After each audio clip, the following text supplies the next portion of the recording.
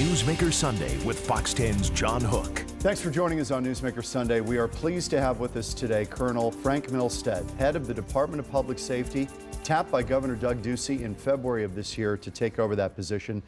And if the name is familiar, yes, it is. He was the chief of police for Mesa from 2010 to 2015 and 25 years with the Phoenix Police Department before that. And that's where I first got to know you, in Maryvale, when I was reporting. This would have been back in the early 90s. Yes, and I think we rode together a couple different times as I was an officer out in Maryvale, and I don't remember the story, but we did spend some time in a patrol car together. I think that was the first time we met. Your father, Colonel Ralph Milstead, was a head of DPS from 1980 to, I think, 1989. What did you learn from your father? The time that I had with him, albeit short, and I miss him every day, I think it was primarily that you are not an important person. You may have an important position, but that doesn't make you important, and don't ever get the two confused. Be good to the people that you lead because they will work hard and they will help you make good decisions if they know that they are valued. Police work is in your blood.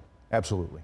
That would be an understatement. No, I absolutely Was there any other love what I thought do. of doing anything else?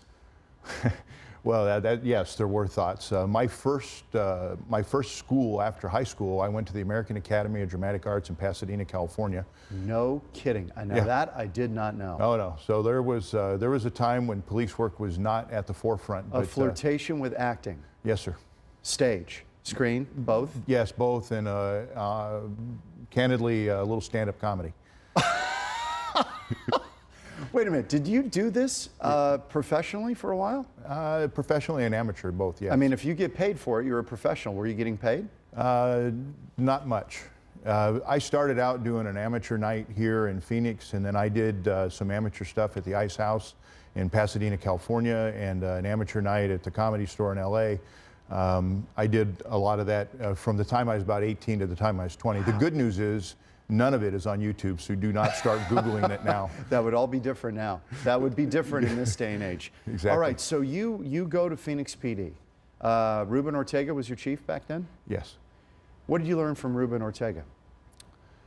I think because of his very hardline approach on things, he was very much a rules guy, very much about the accountability and of the person, and really about the professionalism of policing.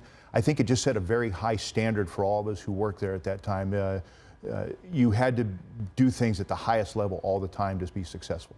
Who else were people who made an impression on you in your career? Well, there are three people. My Academy Sergeant, George Richards, who I got to work with a number of times all the way through the ranks at Phoenix PD. Still in touch? I still see him, had coffee with Wow. him just the other morning.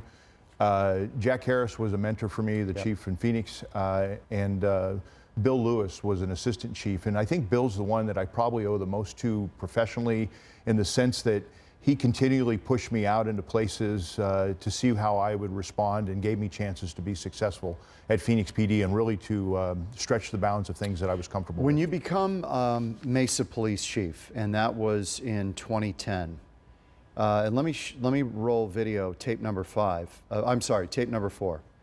Your predecessor was George Gascon. Correct. And this gets us into an interesting discussion about illegal immigration in this state, because George Gascon was one of the really outspoken people going against Joe Arpaio at the time. Gascon ended up in San Francisco, interestingly enough. When you got there, did you have to unwind any of this, or what happened? I did. Both Chief Gascon and Sheriff Arpaio really enjoyed the bout in front of the media about their opinions, both being very strong on immigration and actually really more about conduct. If you remember that the City Hall in Mesa was raided by the Sheriff's Department. Oh, yes. And that was a direct affront at George Gascon. Right, and that really tore the net off the hoop. That's what really started the controversy.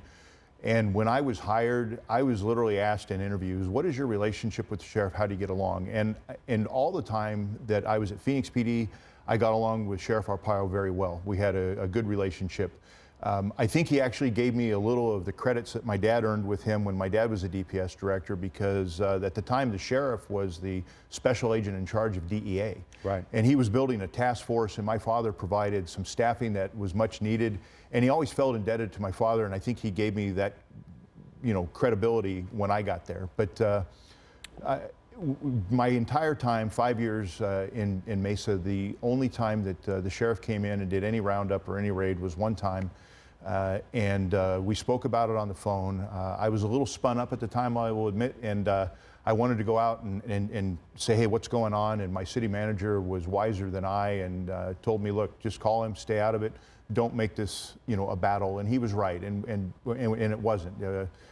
We were able to get through it, and it's positive. Let me ask you about this sanctuary city issue. I think there are 300 cities now around the country that are so-called sanctuary cities, which basically, correct me if I'm wrong on my interpretation of this, but basically it means that cities will not deport people or actively try to round people up or get rid of them, or in a traffic stop get rid of them if they're here illegally, as long as they are not serious criminals. Is that about the long and short of it? Pretty close. You're yes, not sir. going to be in the business of deporting people if they are just simply there working as a gardener or whatever. In municipal law enforcement, even in state law enforcement, our first call to duty is that protecting our citizens and making them feel safe. And that's all citizens that are in the community. And in Mesa, we had a very specific rule that we dealt with, and that was people based on criminal predicate. And when I first got there before the 1070 days, it was prohibitive to ask status. After 1070, it became permissive to ask status. To ask if somebody was here, what's your deal? You're here, show me where you're from. Correct. And those were the changes that existed. And I will tell you that as a law enforcement executive, or even as a law enforcement officer, we don't make the laws. We adapt to them and we enforce them as we're directed, and we train to be good at doing that. But I never found myself wanting to get caught up into that fray. For me, it was about criminal predicate. No matter where you're from or who you are, it was to keep criminals off the streets. How do you think it worked? Tell me, because we'll get into San Francisco in a minute. I want to ask you about that, because San Francisco is a sanctuary city that we obviously know just lost a young girl, a young woman, shot by a guy who'd been deported 5 times. Mesa is one of 4 sanctuary cities, right, in the state? Well, I think they say that, but I don't know that I believe that to be true. I don't know that... Did it work well, in your view? In other words, from a law enforcement perspective, does that work well? What works well is to make people feel valued and safe. It's really that simple. And to treat people fairly. That's all anybody wants, is to be treated fairly with equity. And when officers can't sympathize with people, we need to be able to at least provide empathy and deal with those things that happen. So, okay, let me flip this around. If somebody is there illegally, if you're a sanctuary city, you're not, and you find that out, but they're not committing a serious crime, you're not going to try to tell ICE about it or get them deported or any of that. Is that wise public policy? The best I know, there are no cities in Arizona that deal with immigration issues unless it's based on some sort of criminal conduct.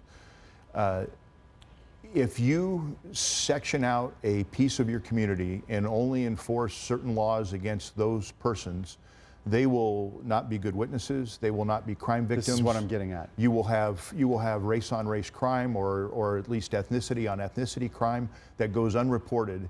And now you have victims within your community that you don't even know are victims. So now you're with DPS. What's the DPS policy regarding this? If you stop somebody and they have no identification on them? We go through the standard progress that or process that anybody would go through. We use our computer system. We have a crime information center at the Arizona Counterterrorism Center we can use. Right. We use those databases to try to confirm the identity of who people are. And if you're operating a motor vehicle and you don't have proper identification, that's a Class 1 misdemeanor, and you would be arrested for that. In the San Francisco shooting case, there's a lot of talk about revisiting this entire issue of sanctuary cities. What do you think should be done? In Arizona, I think the issue being that we're a border state, is it's border security. How do we keep Arizonans safe? And when I was in Mesa, I tried not to speak outside the borders of Mesa, and as the director of Arizona DPS, I try to stay with what goes on inside of Arizona. And my job is to partner with the federal government, to partner with the local sheriffs that are on the border and police departments, and how to keep Arizonans safe. Can we deal with human trafficking, especially the sex trafficking of young children? Can we deal with the narcotics terrorism that is a plague for our state? Arizona is a conduit for illicit drugs into America. Being a border state. Absolutely. So, is it something your officers get tied up with or involved with very much? Every day. Every day. I think that the DPS troopers are some of the best interdictors in the country. We are seizing incredible amounts of heroin, incredible amounts of methamphetamine. Our marijuana seizures are down, but that's because of what's going on in Washington State and Colorado, because the profit margin's down. But heroin is the biggest problem for the country.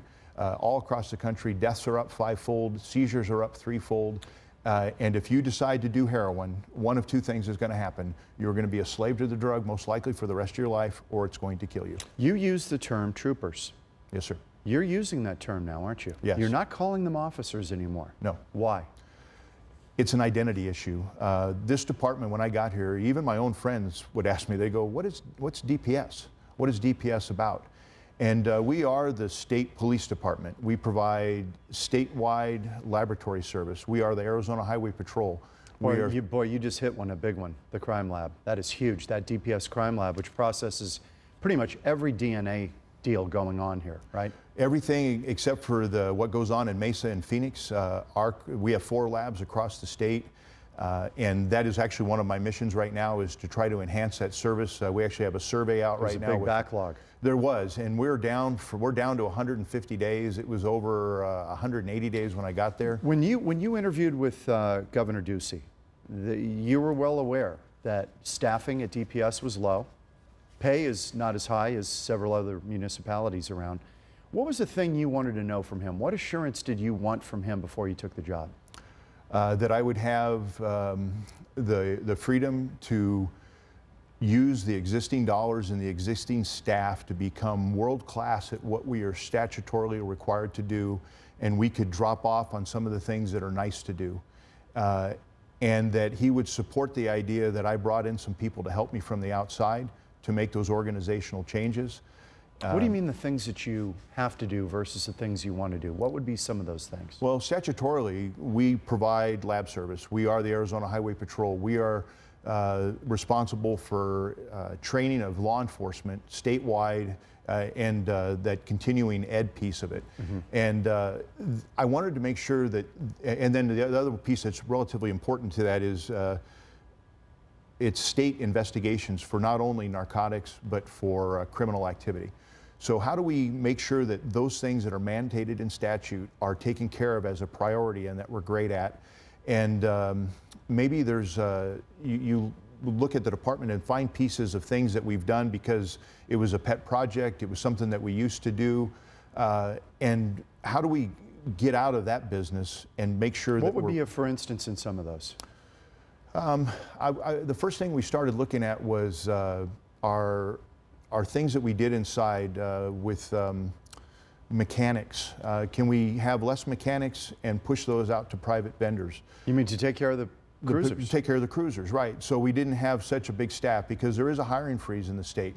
So what pieces can we push out to the private sector? Mm-hmm. So we're working on statewide radio, and we had to have people put in towers across the state. Well, instead of hiring a bunch of people to come in and do those jobs, we contracted those out. So it's really just looking at that efficiency piece and what is the mandates for the department. Now, so one more thing before we take a quick break. Did I read or hear that coverage from DPS is 75% of the state? Correct. Okay. What does that mean exactly? It just means that there are spots in the state where officers have to flip between radio stations to figure out how to get coverage back. And then some of the outlying areas, particularly in the northeast part of the state, the coverage, we rely on cellular coverage or we rely on other jurisdictions to help us. As you've been in this, you've been in this since February? 5 months. What is the biggest takeaway so far? Two things. That the governor and his staff are very concerned about keeping Arizona a safe place to live and play. They really want DPS to be a strong DPS and to provide that safety piece. And the other part of it for me is that this is a very venerable organization with a lot of history, a lot of culture. That's a very proud organization. And they were looking for leadership here that I think that they felt they were missing before. And I think I've been able to provide that with the people that I brought in and promoted. And the energy, the synergy of the department is amazing right now. This is a fun place to work and a great organization to lead. Frank Milstead is our guest on Newsmaker Sunday. Colonel Milstead, head of DPS. When we come back, we're going to talk about, among other things, the death of Officer Tim Huffman from a distracted driver who plowed into his cruiser. We're going to talk about that, as well as photo radar. Plug's been pulled on photo radar on state freeways, highways. Was that a good move or a bad move? We're back in a minute on Newsmaker Sunday.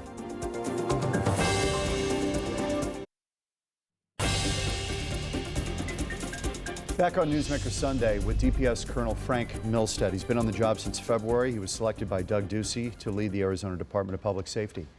What was the main thing? How did you get the job, do you think? Because I don't think you'd met Doug Ducey before this.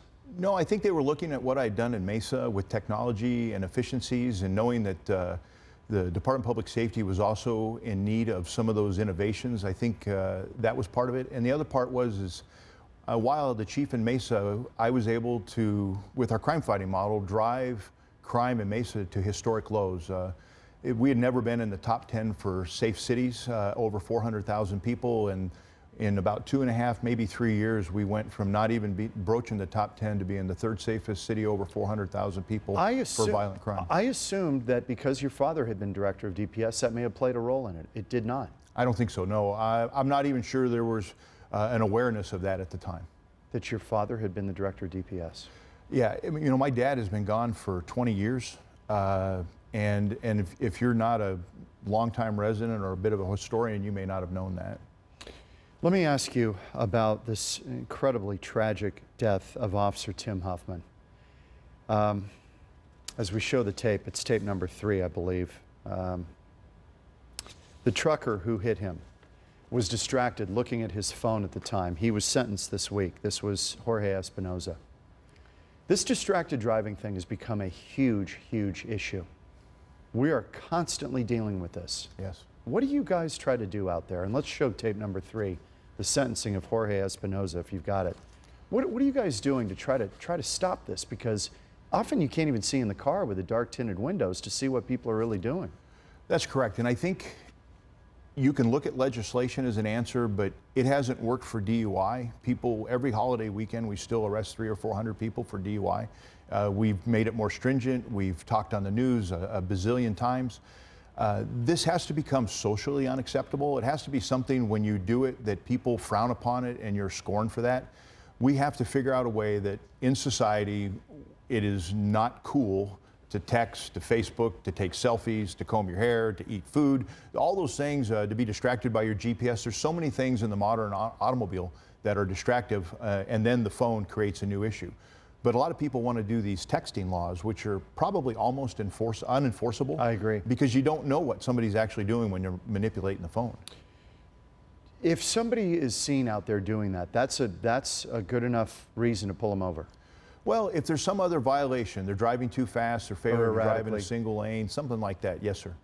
And do you see that a lot out there? Oh, absolutely. I mean, I think we all do. I mean, every day we're coming to work and somebody's driving crazy and you're like, what is that guy or gal doing? And you see them and they're goofing around with something in the car.